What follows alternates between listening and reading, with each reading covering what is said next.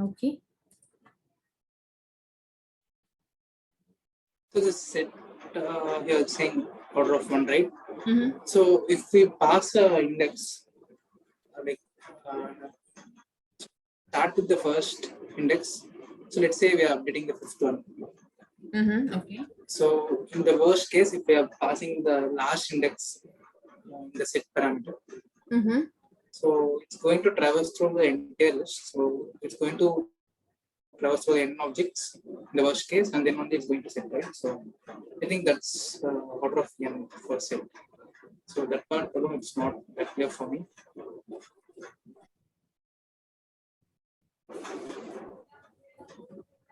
Get my point, right? Like if it's an So index, you sorry, are saying that if the index position is between like 5th position out of 10 size, then you're iterating for 10 elements and then you're updating this one. no, Generally. let's say the list is of 10 elements. Okay. So size is 10. And in the worst case, we are going to set value to the last index. So the 10th index. Okay. So in that case, how it traverses is it starts from the first element, takes address of the next one, and then travels to the next one. So by that way, it travels till the last one, right? So it should be order of n. That's what I feel for set.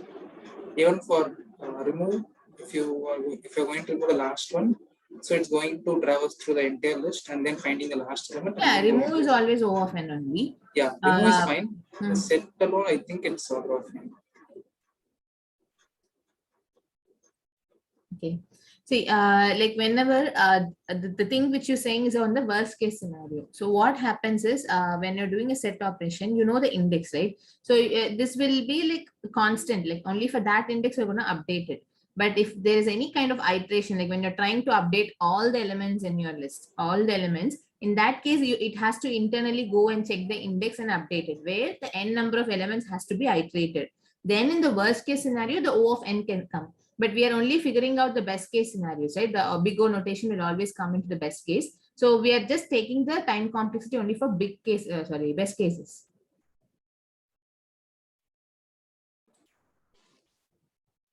So your situation is as if like if you are updating anything in between the range of 0 to 10, then and if you're iterating like if you're updating from 2 to 5 elements, in that case, then the number of iterations is also repetitive. Like instead of 1 element, it will be like 5 elements. So n number of elements has to be iterated and all those values have to be updated. So which will be in the worst case scenario.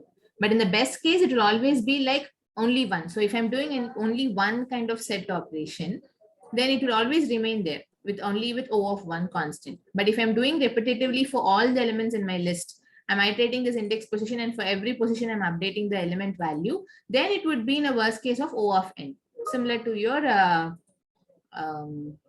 removal part. Or still you have questions on it? Yeah, so like my understanding was different regarding the time complexity. Yeah, so fine.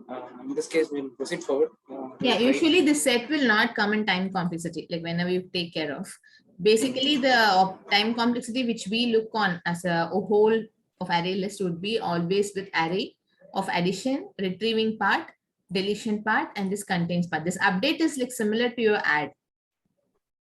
Okay, the set is something which is explicitly given in your array list. But if you go for any hash set or any kind of map method, the updation will still remain same as your add method and the put method. So there is no separate methods for update. So the complexity of your add and the update are almost same.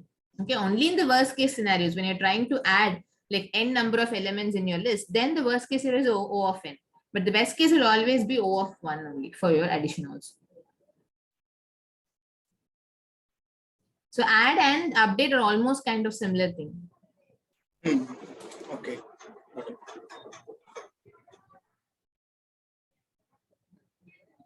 So, so for example, if you are just adding the elements linear fashion, then it will be O of n, okay, the best case scenario. What is the average case scenario? Like if you're trying to add for every index. So when you're trying to add like for with 0 index, 1 index, 2 index, and all these indexes, if we try to add, then the average case of this would be O of n. Because you're iterating every element. The same thing happens for set as well. So whenever you're performing set with index and element, and if you're doing it for n number of things, then the iteration, the complexity would end up with O of n, which is your average case scenario. Not even worse, it's an average case scenario.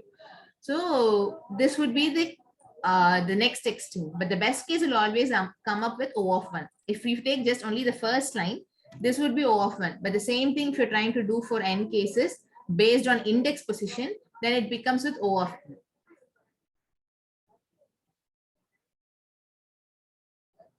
Yeah, okay. Yeah. So there is one more list. I'm not sure whether you remember or not. The copy on write array list, which we used when we are trying to use iterator and iterable. You remember the copy on array list?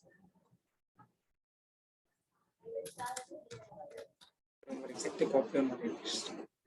When we are trying to use the concurrent one, threading part, I mentioned this one. I'm not sure whether you were on the class or not.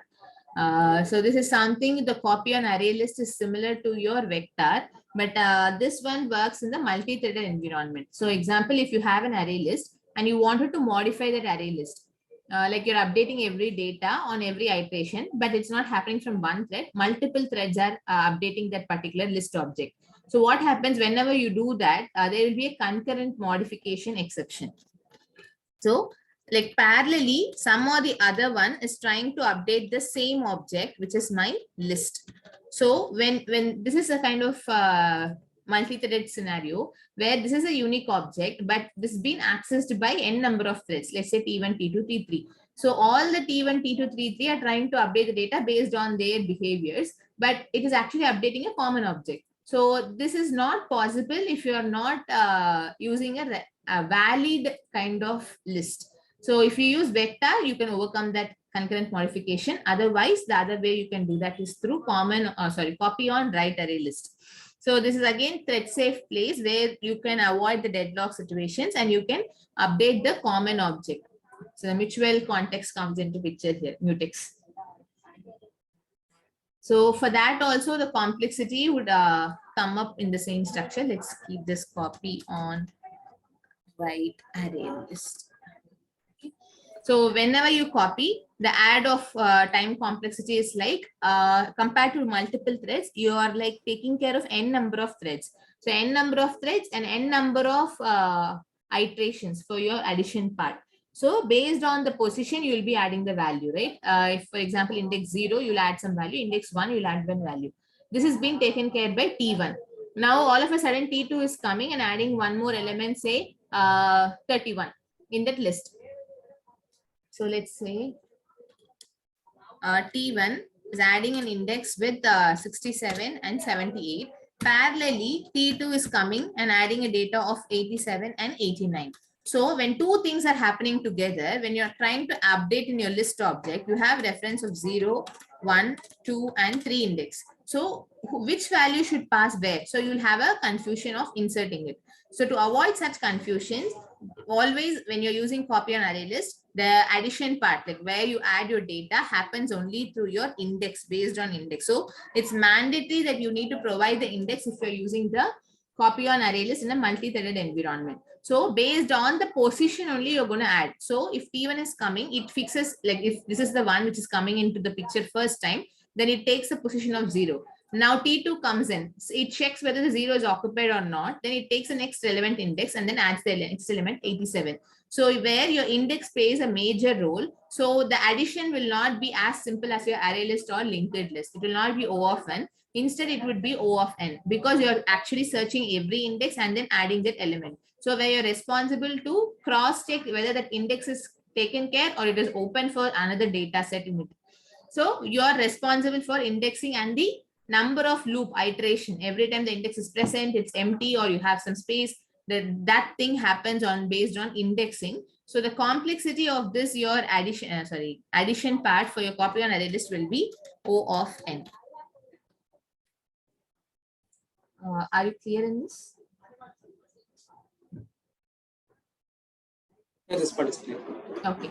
And the retrieval is again based on index you're going to retrieve. So the best case scenario would always be 1 because only on insertion you have the trouble, but on retrieving you know the index position. So the retrieval will not be a tougher thing. Again on removal part, you're responsible for removing that element and then updating the relevant addresses. So this again behaves similar to your other list features.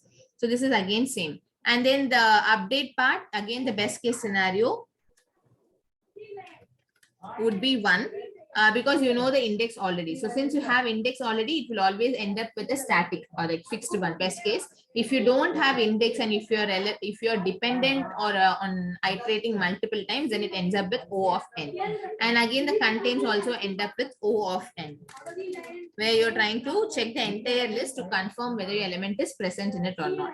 So this is what the copy on array list will happen of. So any queries on copy on a list. So this is like thread safe. Okay. So the array list, linked list, these are not thread safe. So these fall into non-thread safe environment.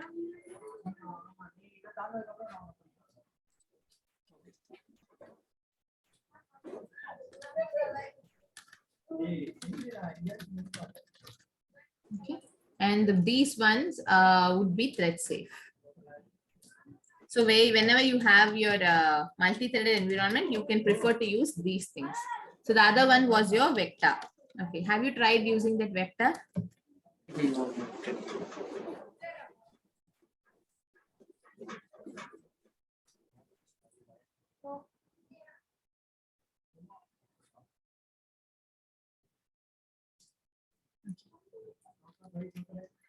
So, like, can you tell me like how to create a vector object right now, so we can give it a try, and then we'll see the complexity for that, and so that the list part gets ended up there.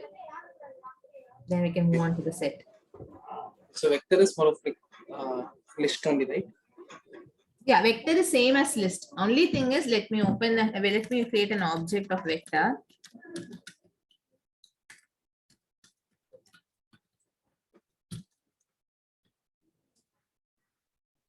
So this is again a normal vector class, which is again coming from your parent class abstract list. And if you see the methods, you have an overloaded constructor followed by all the methods which you can use in the common thing of your list. So everything remains same. But what exactly the vector does?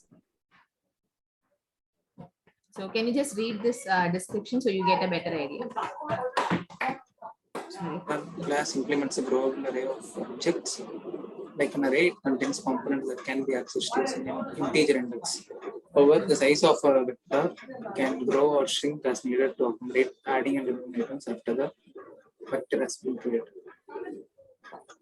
So the thing is, it can be dynamically modified. Yeah, so it behaves exactly like your array list and linked list. There is no change. The only thing is, you might use something called java.io serializable. You remember where do we use the serializable?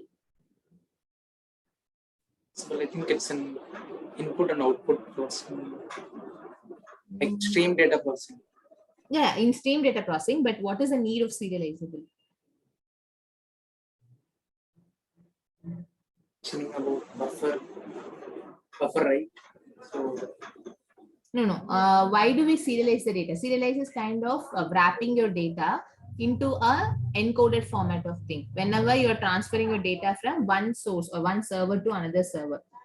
So we kind of encode and send them so that the data would be in a more secure format. So whenever you're trying to write an object, like for example, employee object to a file, and then when you're trying to read an same file, object data from your file and back converting it to an employee object, the data will not remain same as you look in your console. It will be in some kind of hexadecimal and encoded format of thing, which you see usually in your .class files. So why this is happening, and why the serializable plays a major role.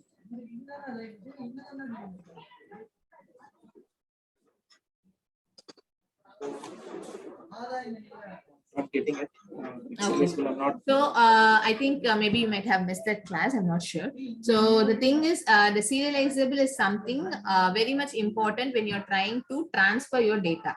So that is the thing when you have used the stream handling, the object oriented and object object input stream and object output stream classes, where you convert your object, that basically the Pojo class, into the source, the file, and then back to the relevant form. The data will not be accessible if you're not implementing this serializable.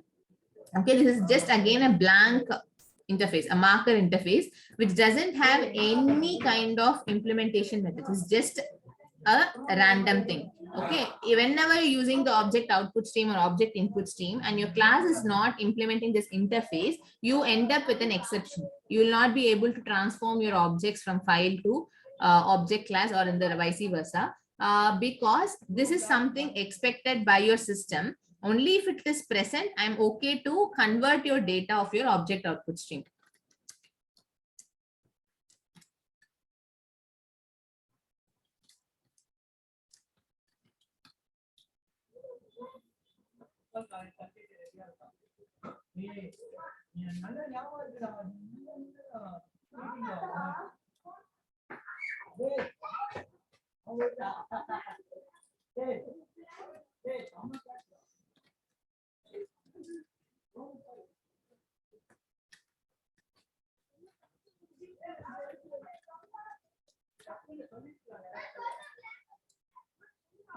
You have your object input stream and output stream code in your system? I don't remember where did I do it. It's a new one. I don't have. You don't have? Yeah. Maybe Janaki system? Not sure. I did it in my system only. Okay. But I was using Mac back then. Okay, fine. Yeah. So the serializable is basically like it is must needed whenever you can kind of transform your data from one system to another system.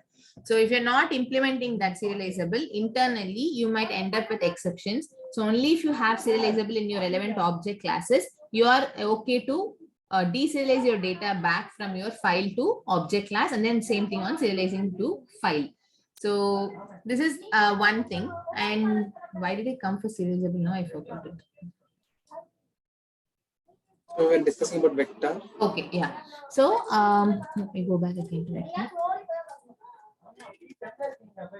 Okay. So in your vector class, the only difference is how does the capacity, like whenever you create an array list, the size of your array list is expanded, right? It expands gradually and strings it also. But how is it actually happening in the backend? How does vector come into picture?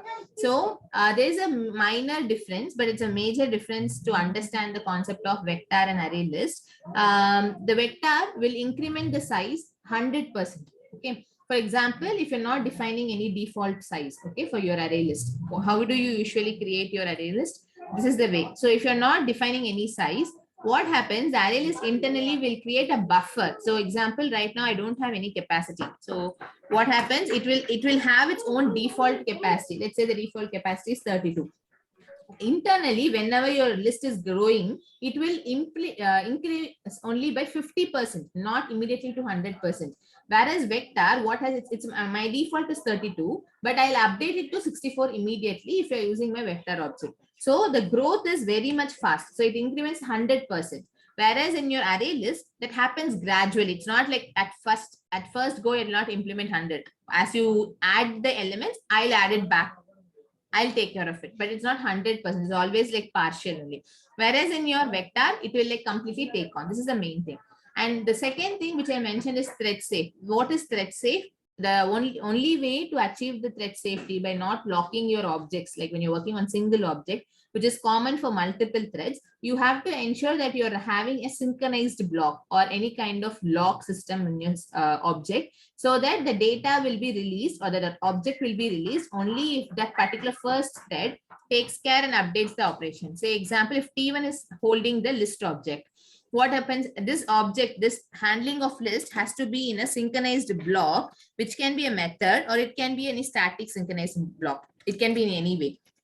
Within the synchronized block, I need to ensure list dot add and then complete it. So whoever comes in, if T1 comes in, if it is synchronized, then only the relevant thread is responsible to add the data. Unless that is getting completed, I'll not notify the other threads to perform the next action of adding the elements into the list.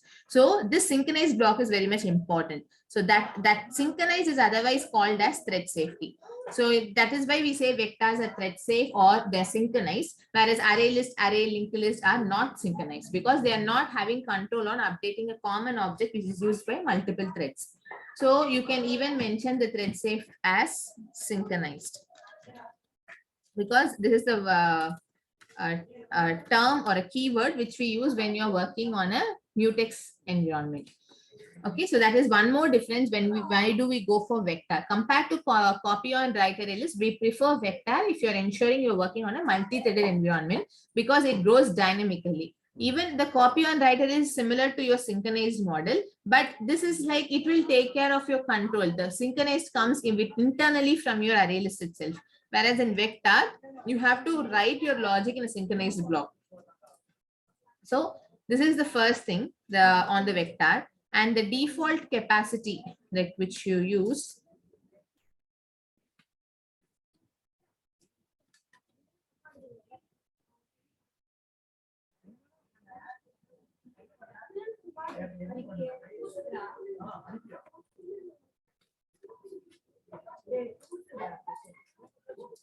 see, this is this of 10. So by default, the initial capacity is defined as 10. And if you don't want that, and if you want to grow, you can provide explicitly the size of what array size you want it to be defined. Okay, so this is like in this particular vector has been like before 1.5. Okay, and later that we had this copy on write array list, and most probably we go with that. And we never go with a normal array list or linked list if it's in a threaded multi-threaded environment. Other than that, we'll use the linked list and array list usually. And the things which we use for iteration, the iterated part, everything remains same. The only change you have is there's something called as enumerator. So you remember the keyword enum? You remember the keyword enum? Yeah, I remember the keyword, but we have not discussed about it. Yeah, we haven't worked on enum yet, but you remember the keyword enum, right? So enum is kind of making or having a constant values. So if you, for example, if you say weekdays or any colors, or if you have any specific codes, status codes, or any kind of thing where you are predefining the values and the relevant key is basically key and value pair. So whenever you have that, we use the enums. Okay, we haven't explicitly seen in detail about enums because in Java 8, we can see that better. So that is the reason I haven't taken enums so far. Yeah, so the second thing, why did I come for enum is whenever you use an array list, you use an iterator to perform your manipulation, the orchestration logic, right? The same way, the vector also gives us something similar to iterator, and that is nothing but this coming from an enumeration interface. Okay, let me show you.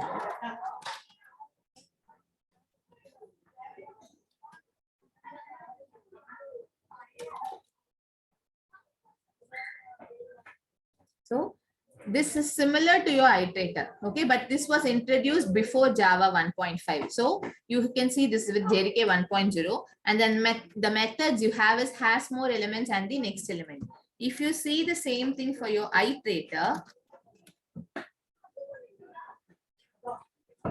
you have the same structure like next, has next, but this has explicitly have given few more features on top of it with remove. But if you see, this was given later point of time after 1.2, but the enumeration has came as before that. So it's a legacy class. That's why we never go for enumeration unless there is a need for this. So because you can also see on the set part, you have hash set, and the map you have hash map. But when you're using a threaded environment, multi-threaded environment, similar to vector, if you're using hash map, you have something called hash table.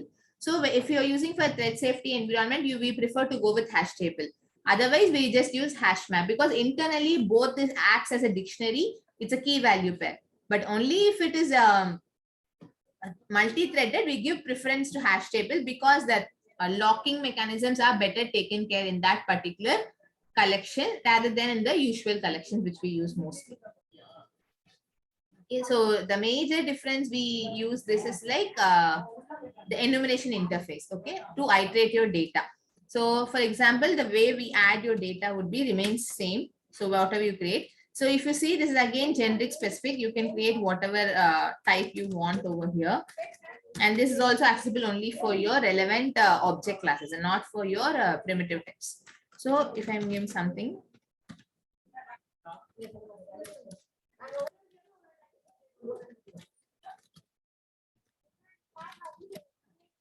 So how do you retrieve your data usually in your list? Using get method, right? So you here also you have the same thing, the get method.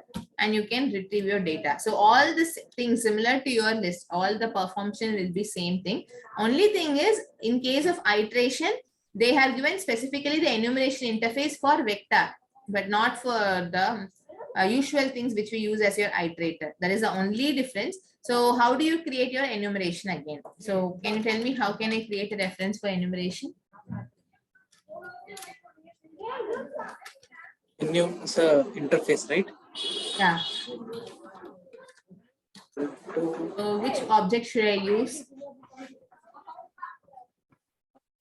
Something which uses that interface. Yeah, so V is the object.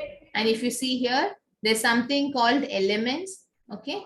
And you can see, you can also see the iterator methods also getting extended because they all fall into the same class abstract list. So you can have that also over here. So the traversal would be more easy in this. So you can add the element using add. Otherwise, there's also one more thing called add element. Okay. So in either ways, you can add it. So lately, after the array list came into picture, they have introduced the similar method as your add, but the both things work similar to it. So they consider that as an add element. So if you see here, it is a synchronized block. So this tells that, like, if it is in a multi-threaded environment, I'm taking care of entire handling in backside.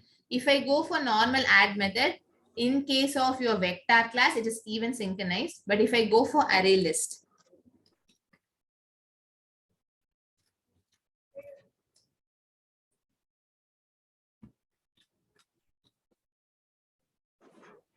do you see? It's not synchronized. It's a normal method.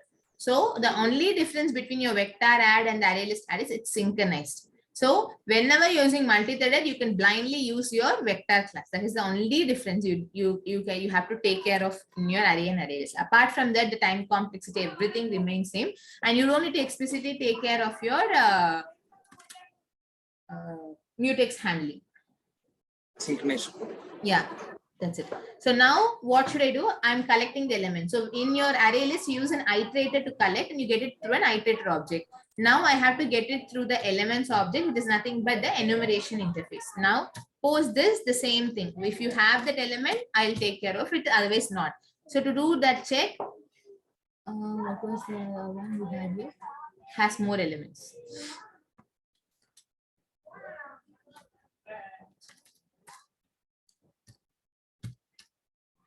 So if it has more elements, like similar to your has next, you'll have has more elements. And then if you have, then you will get the relevant element.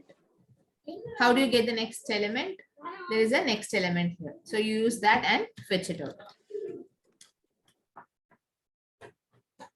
So this is again coming from your enumeration interface. So that is nothing complicated. Earlier the naming was just enumeration.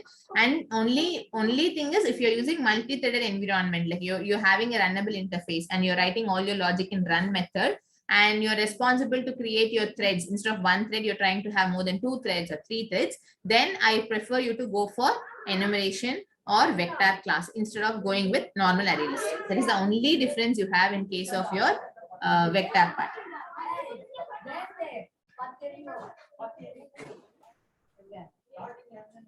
Do you have any questions? Yeah, that's fine. Okay, so now let's see the complexity quickly. So you can tell me now what happens. Yeah, there's one more term which I used earlier when we're teaching. I'm not sure whether you remember it. Fail fast iterator and fail safe iterator. Okay, so this is something which is again important. So what is fail fast and what is fail safe? Like you're from the term, you can. Were you in this class when I was telling this? Yeah, I was just trying to recollect. Okay. So fail safe is it should not fail, right? In case of any adversity, it should not fail. Fail safe. Fail fast will fail. Like if something goes unexpectedly. Maybe better you can connect more points if required. Trying to recollect, going blank. Okay, so the fail fast is you can't achieve the fail, like you will end up with concurrent modification exception if you're using in a multi-threaded environment. What is happening?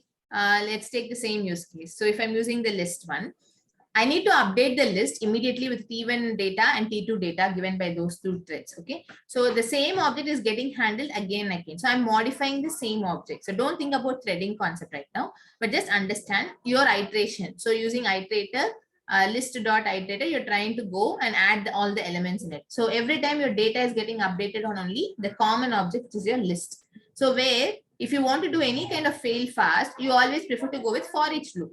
You just go blindly, do your for each, add the elements, or do a normal orchestration thing which you want on type of iteration, and you retrieve the data. What is fail safe? For example, if you wanted to perform any kind of action on specific index or any specific value, or if you want to make some cross checks on it, you cannot achieve that on a fail fast operation.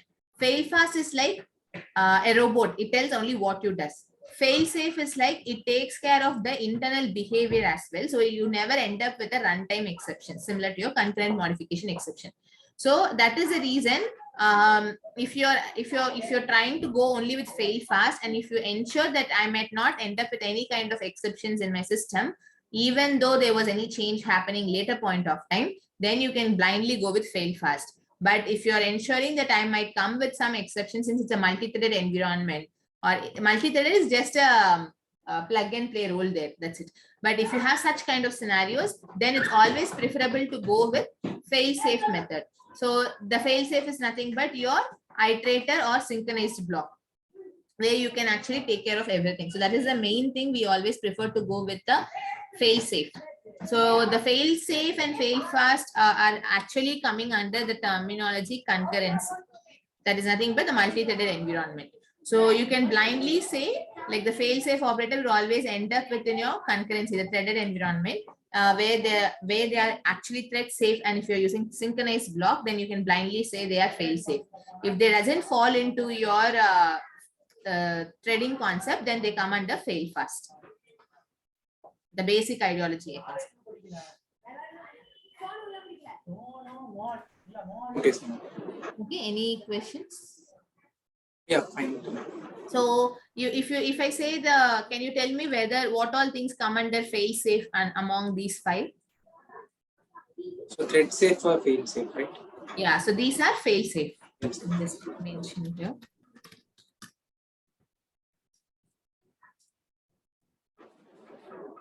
Yeah. So these are fail safe and these are fail fast.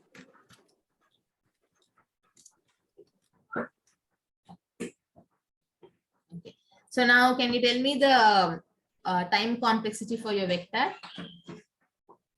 So vector, so get will be order of 1. Okay. It will be same as co-modification, right? List, right? Sorry, I missed it. It will be same as the previous one. Yeah, same as that. I just want you to confirm like what happens so that I can update in this cheat sheet so that you can use it later. Yeah, so get is order of 1. Add or insert is order of n again. Order of 1, okay. Get is order of 1. Add or insert is again order of n. Which one is order of n? Add or insert. Add or insert will be order of n. N, yeah. Why order of n for add or insert? Synchronized block, right? So Sure? So for the previous one is just it, right? Sorry, I'm missing your words. Can you tell me again? Sorry, I got it. Yeah, it's the same as the previous one, right? Both are threads. But it will be more costly than your usual thing because you need to take care of your other thread activities also parallelly, right? So it's not like as you have like a removal, it's not like your only one thread is not responsible. Here only one thread is a single threaded environment. So only one thread is responsible here. Whereas in your thread safe, when you're trying to remove or add, the same time someone can update your data set. So there's a parallel processing happening. So the operations which you perform are really costly when you go for thread safe environments. So what would be that in that case? So in that case, the complexity would be high, order of n. It will be O of n or O of n square. For removing part, I'm asking. Moving part.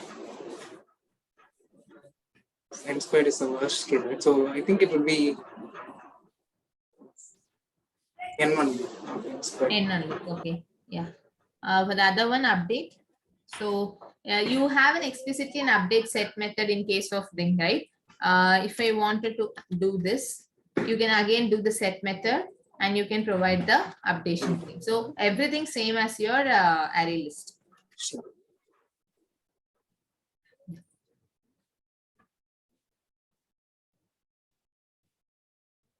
Set would be order of 1. Yeah. So basically, whatever you see here in the array list, the same thing happens in your vector as well. Only thing is, like in the worst case scenarios, the removal part will end up with O of n square. The addition part will end up with O of n. So I'm just maintaining only the best case. So don't think about the worst case in this list. It's only the best cases.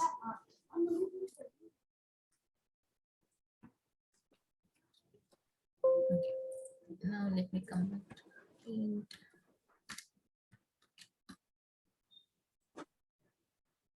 So again, can you tell me what is the topmost class? Object class. Okay. So what is the next topmost class for your set? Collections. Sorry? Collections class. Collection. Okay. Okay. What is the next most one? For set, right? Set. Yeah. Next one would be, I guess, set. Abstract class. So this would be like for you, it's like collection. But if you see the actual list, right? This is list. The interface is actually extending the collection. But if you see the child, like array list, that is actually the abstract list. Okay, so when you go for interface, you can say your child has collection. But when you're dealing with your children, the basically the hash set, tree set, everything, you can say it as abstract set or abstract collection. So that would be like interface and this would be the abstract. So basically both are giving you the abstraction concept, but instead of interface, you have it as a parent class.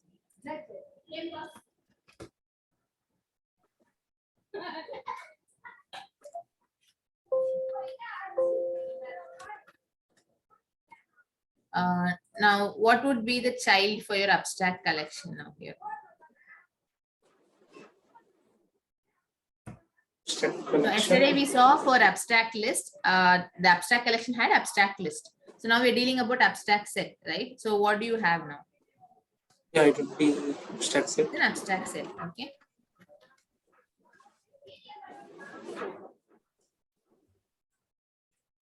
So for this parent abstract set, what are the childrens you have? Hash set.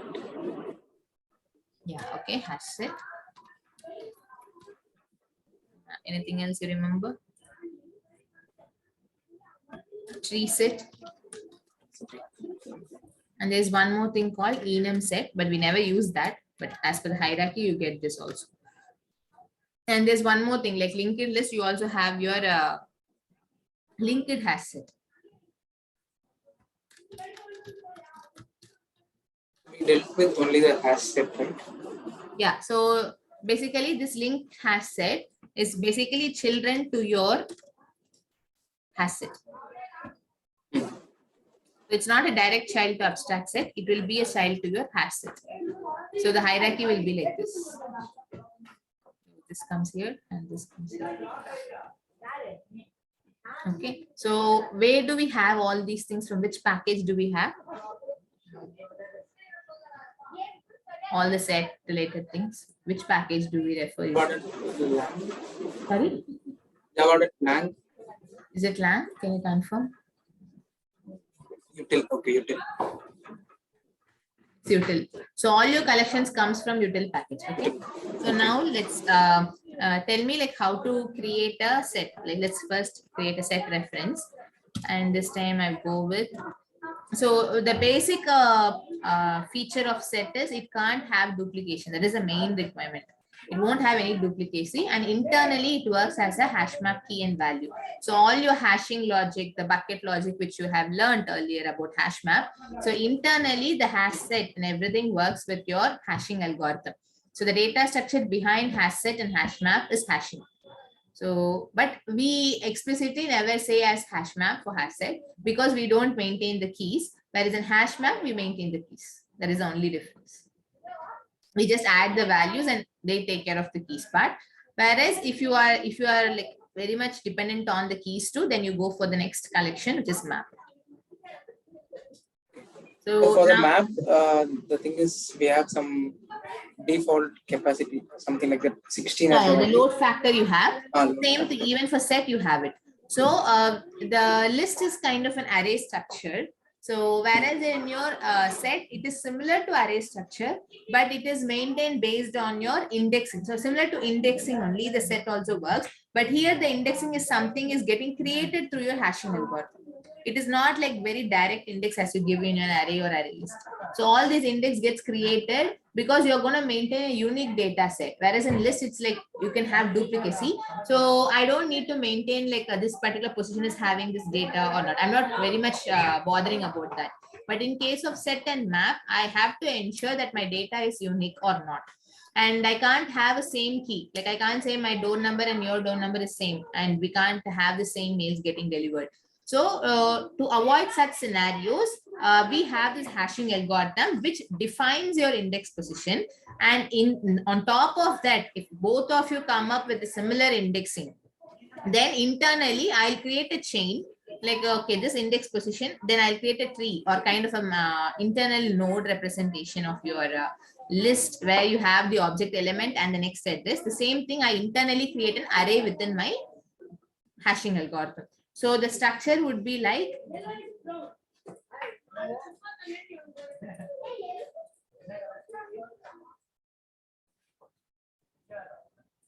so it's similar to your array part. So let's say in this position 0, right now I have only one data set which has the data and the next element. So the next element will always be null. So all the cases that it would remain same.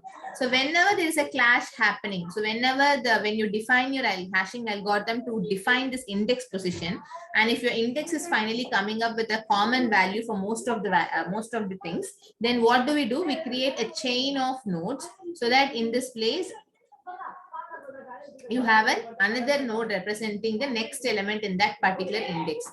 So you have this index with 0. This has 1. This is 2.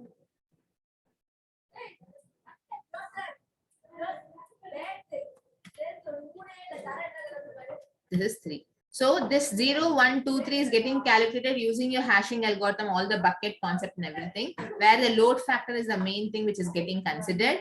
And based on that, if you, for the elements which you're trying to insert to a set object, if it is like say 100 elements, and but my capacity is holding only 16, I have only 16 vacant positions, but you're actually trying to insert 32 elements in it.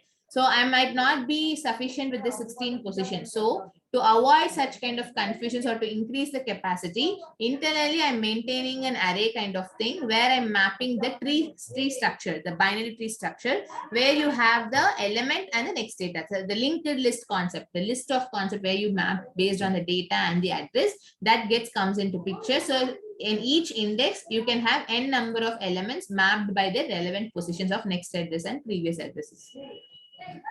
So this is the internal logic. The same thing works for your hash map too. So any idea, any questions on this algorithm part, or you're able to recollect what we learned earlier? Yeah, I'm able to recollect. I think we discussed map alone, hash map alone, and we didn't discuss set. Yeah.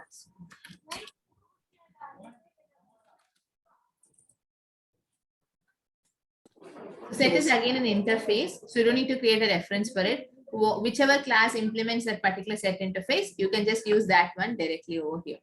And again, this is coming from your parent class collection or the abstract set. So where you have all the common methods which are common for your collection part is like basically available everywhere for you.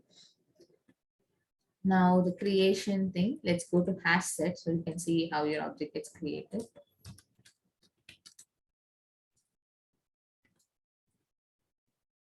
So if you see internally, a map is getting created, right? So this is nothing but the hash set is internally using the mapping algorithm, map data structure. So where your hash map is getting created, and that will have a default load factor, which is of around 0.75 factor. Just like basically calculated on the number of bucket positions you have in your array. So like for if you have an array, by default array gets created with a default size. An array list gets created with 16. And the same way, this default load factor is something which is calculated based on the number of bucket positions and the indexes and the elements which you're trying to insert. So basically, it's kind of a threshold for you. So you can see that.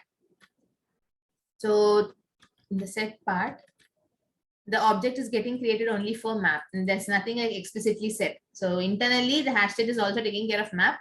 The only difference is you will not pass keys whenever you create hash set. Whereas in map, you have to explicitly pass the keys. That is the only difference. As a developer, you can observe it. Other than that, the internal architecture of handling the map and set is similar one.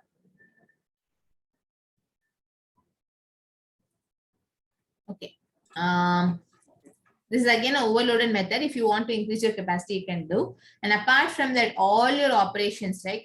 Whatever you have explicitly used in your list and linked list, the same thing can be used. Only thing is you cannot retrieve duplicate data. Apart from that, everything is same in your hash set. So I think there is much is not required because the same add method, remove method, empty method, contains method, everything is same in terms of set. So there's no much explicit details would be required. So if I'm trying to create enum set,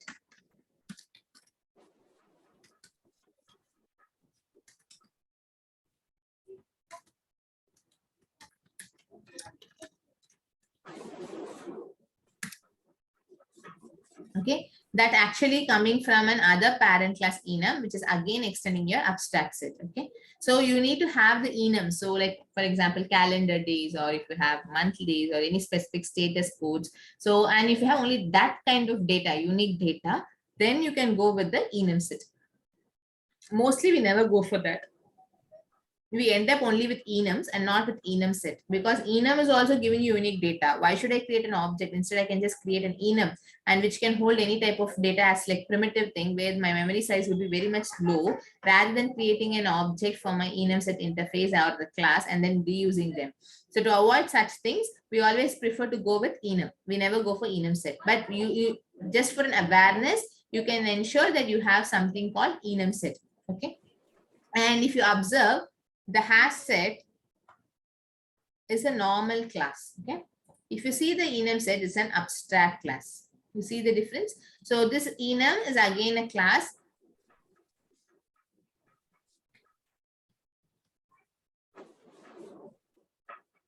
which can hold. Okay, let me show you some enum files so you might get an idea. So this is like basically I have a predefined values. So what I'm doing is I'm creating a constant value. I'm telling this value. This is just like a value for me. So this is the enum key and this is the value. You can have multiple values in your enum and you can ensure it. So let me take another enum.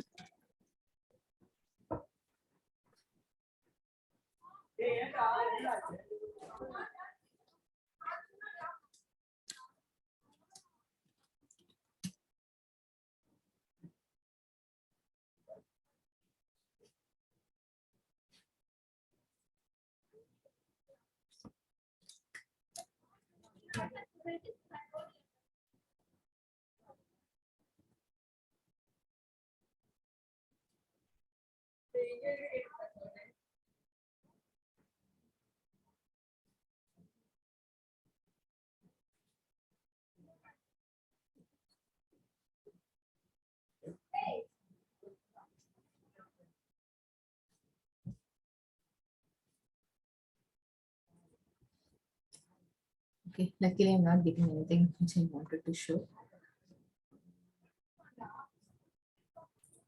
So it's like, for example, if we have a enum with a list of days, we can define maximum possible values, right? from Sunday Yeah. to So Saturday. you can actually use multiple values. Say for example, in this case, I can show that right away. So this is like just one value defined, right? If suppose if your system is capable of handling for multiple clients, say you have a Dutch client and you have a Spanish client, but in the backend, the code is actually looking for telesales as per the, because we're writing the code in English. But when you populate the data, that has to be in Spanish based on the language. So what you can do, you can just give few more values, okay? And whenever you're retrieving it, the value, you need to just give me an additional information. I don't have one value. I have a value for Spanish. I have a value for my different countries. And you can still use this key and use any kind of value from it. You can retrieve any kind of value from it. So that is also possible in case of enum. So you don't need to use enum set, because this, if I trying to give another telesales, okay?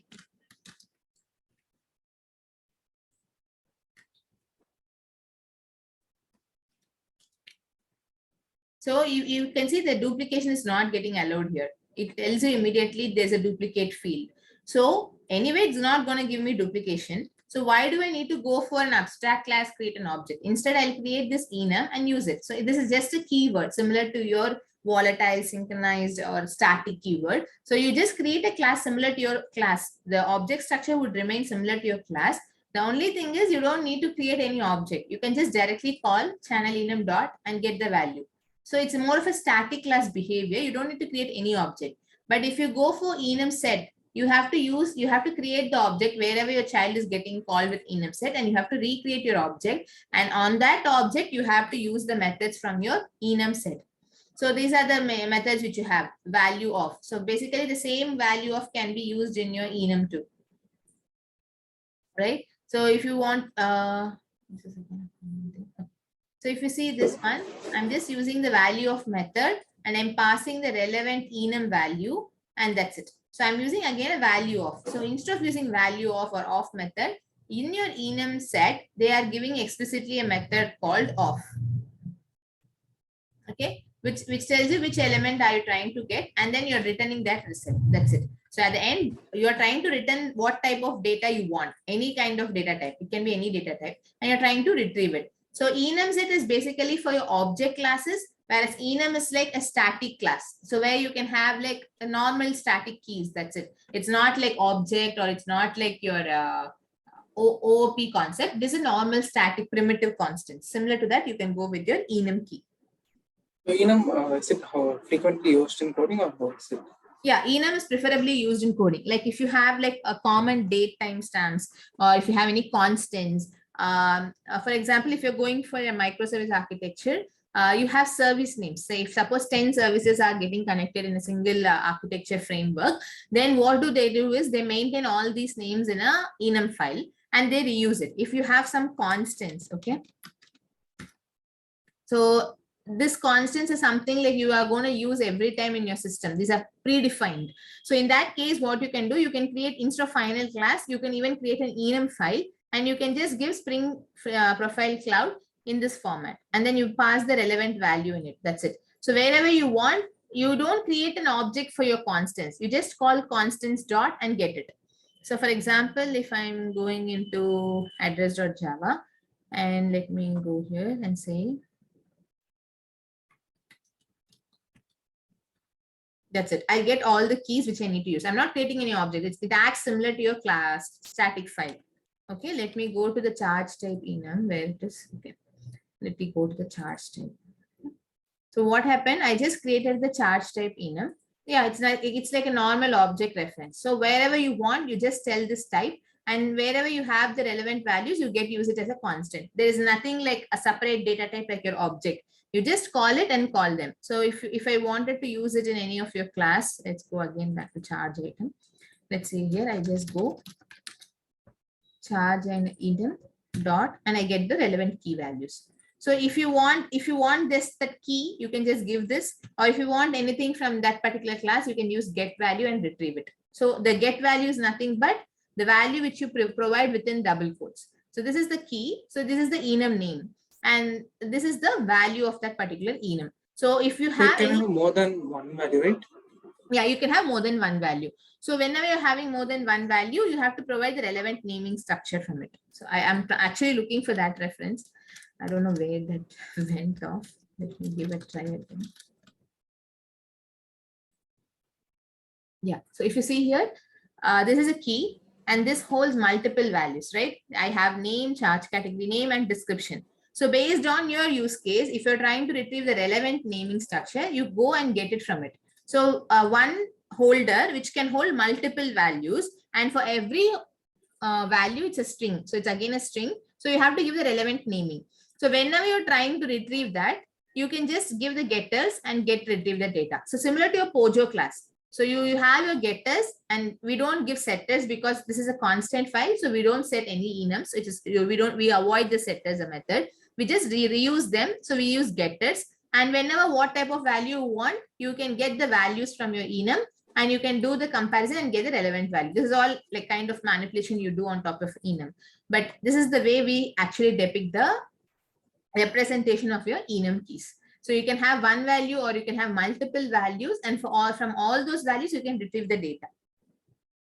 So compared to enum set, enum is more preferable to use, and all the organizations and all the coding styles, instead of having constant file, they always prefer to use the enums better, because you don't need to create object. It just you need to call the class name and get the relevant key. That's it. Are you good on that enum part? Yeah. Okay.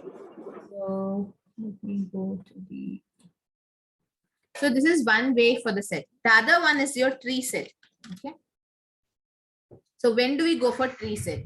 So the basic difference between tree set and the hash set is, tree set sorts your data. So this is internally uses a data structure called tree data structure. So where your data is actually sorted by itself.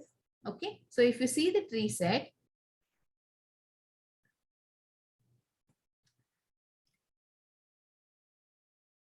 this is using a navigable map. So basically, how does a tree? The tree will have a left and right branch, right? So all the left and right branch acts as a key combination. And basically, whenever you identify a data from your tree set, the data which will be written will always be sorted data. Whereas in your hash set, it will be like in your insertion order. So the one more difference you can notice in your list is, whatever you insert in array list, array linked list, everything is in the insertion order. So the order of insertion will be like what you insert in the which order you insert. Same thing in terms of set. What happens if you're using a hash set and the tree set? The insertion order would remain same here, whereas in tree set, it would be in the sorted order. So if you wanted to apply sorting, like when you wanted to do the collection sort, so we have something in our collections class, something called collections static method sort, that tells you like which object you wanted to sort, and you can pass a relevant comparator if you want to have your own sorting mechanism. Like if you want to sort by ID or sort by name or sort by any unique feature which you're going to sort. Other than that, if you just want to sort your data, then it actually blindly does the sorting. So it blindly does a sorting, like normal sorting, nothing else. Normal, what to say, ascending order or descending order. That's it. Nothing else does. But if you want something specific to your object class, on top of that, you wanted to do a sorting, then you have the two classes, comparator and comparable, which we have learned earlier. Comparator versus comparable, which comes from the package of util and lang.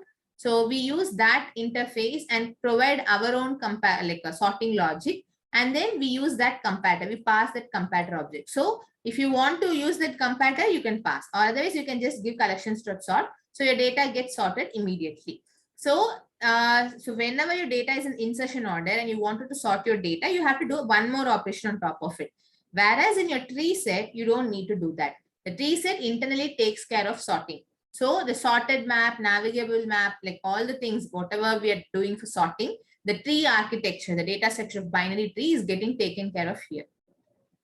So the data finding also will be very much easier compared to hash set, because in hash set, the structure looks like this. Whereas in your tree map, the structure would be looking like this. So it would be like parent and the children, and the hierarchy goes like this. Okay. So internally, the representation is alone getting changed. So here, if you see the 0 index, so I'll have again the same 0 index here. And now if I'm going 1, I have 1. If I have 11 index, 2. So now what happened for 3 index, I have 2 things here mapped. So what I'll do for the 1, let me take this as 3 now. Okay. So what happens here, this 3 gets mapped with the index 0, and this would be mapped with the index 2. So I'll create the children for them. So if I wanted every next element to be added, I'll create child either with left and right, or I'll go with left, or I'll just go with right. It's my wish. But internally, whenever you do a performance like sorting operation, or you want to retrieve the data in a better perform way than the actual hashing logic, then you can prefer to go with the tree map. So tree map and tree set helps you to give sorted data, and the data would be easier if you're using a tree data structure rather than an array or array list data structure. So like again, like if you want O instead of O of 1, I want O of log n, then you go with tree. If you am okay with O of 1, then you can go with your normal hash set. Yeah. So we'll see the time complexity later, but just we'll see the types of the set right now. So again, if you see, the object is getting created only for your map, where you see the tree map is getting created. Okay.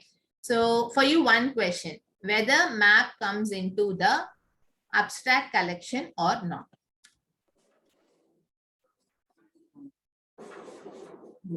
I think it should come, right? All the collections should follow the same. Okay, let me go to the abstract map. And that is implementing map and not collection interface. You see? But if I go for list, okay, not list, let me go for tree set. Okay. That is implementing abstract set, and which is implementing the collection, which is implementing the set. Okay. So I have this collection interface. So the root of collection interface is having list and the set. Whereas the map is not a direct child to your collection. It is a separate data structure. So that doesn't fall under collection. It's like I have a separate world. I'll be separate. You can use me, but I'll not be as part of your collection. This is what the map does. So the map collection comes into a separate criteria. But internally, if you observe, all the methods which you use as part of your list and set remain same. Only the naming convention gets changed. In your list and set, you have contains, whereas here you will have contains key or contains value. There you retrieve based on index get off. Here also you do the get off, but that will always be index. But here it will always be object, because your key can be any object, right? So it will always end up with object. And if you want to add elements, you always use add, and then you can add without index or with index. Whereas in put, you can never add without index. You are responsible to add the key as well. So you have key and value. And again, removal is almost similar in both the cases. You can remove using your data or using the key. So, but internally, the remove will again work as your array list only. It will do the entire iteration, find it out, and delete it. So the time complexity for removal will again be O of n or O of 1. O of n. Yeah. Order of n. Yeah, yeah. So this is the only difference. So if someone asks you whether map comes under a collection interface, you can confidently say it doesn't come under collection interface.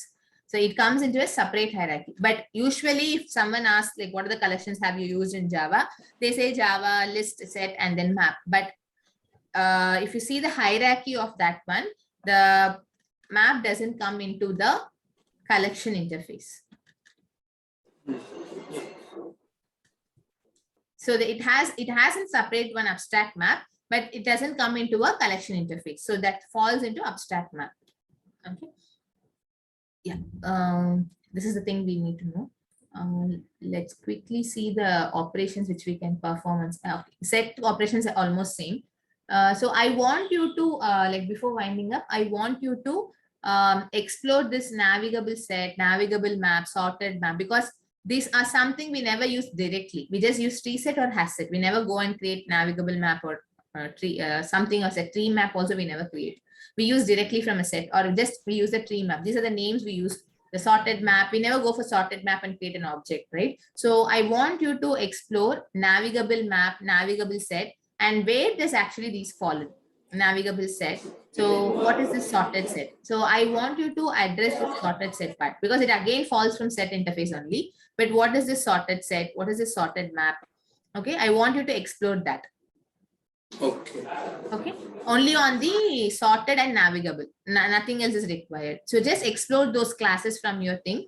And in your Spring tool suite, whenever you wanted to look for those classes, use the shortcut key Control Shift and T, not R. Control Shift and T, and just type sorted map. You will get to see the first one, right? All your jar file related files will be available if you give Control Shift T. If you give Control Shift R, all your application, the code which you have written, right? Baking interface or something, those classes will be available. So this is a shortcut key you need to use if you're using for or searching for any kind of specific classes in Spring Tool Suite. Yeah, Control Shift T is for the jar related files. So if I wanted to go and see comparable, I'll get it under from Java land. If I give Control Shift R and type comparable, I'll not get anything because actually in my project workspace, I don't have anything with comparable. okay. And so Control Shift T and Control Shift R. These are the two keys you need to know. So you can also tell me like if you have explored any new keys in the Spring tool, so both can learn together. Yeah, this is the one. Yeah, so try to understand sorted map, navigable map, sorted set, and navigable set. So see what is the difference and which hierarchy does they fall into? Like, is it coming directly from abstract set, or do they have any top layer on top of it like a sorted set? And what is the hierarchy going on? So once we are good with this sorted set and once we cover map, we can get into the sorting algorithm. So it will be so easy to understand comparable, comparator, and the usual sorting method, what is happening in Java, what type of sorting is taken care. So you can see the time complexity of that too as well here. If you have any questions, you can tell me so we can discuss on that too. Yeah, we'll try it out and let you know. Yeah, sure. Yeah. Thank you. Have a good day. Thank you.